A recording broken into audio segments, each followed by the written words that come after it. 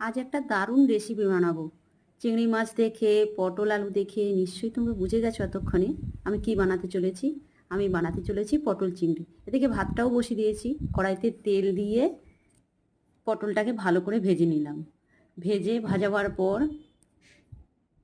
আলুটাকেও সেই তেলেই ভেজে নিলাম। এদিকে আদা রসুন বেটে নিয়েছি। পটল আলু ভাজা হয়ে গেছে। কড়াইতে শুকনো লঙ্কা ফোড়ন দিয়ে পেঁয়াজটাকে তুলে দিলাম। পেঁয়াজটা ভালো করে ভাজা ভাজা হয়ে যেতে আদা রসুনটা দিয়ে দিলাম। এদিকে সব রকম মশলা সেটাও আমি অ্যাড করে নিলাম। ভালো করে মশলাটাকে কষিয়ে ওতে চিংড়ি মাছটাও দিয়ে দিলাম। আমার মেয়ে এইভাবেই খেতে ভালোবাসে। তারপর চিংড়ি মাছটাকে দিয়ে মশলাটাকে কষা কষা হয়ে যেতে পটল আলুটা তুলে দিলাম। দিয়ে ভালো করে কষিয়ে নিয়ে জল দিয়ে দিলাম, নুন দিয়ে দিলাম।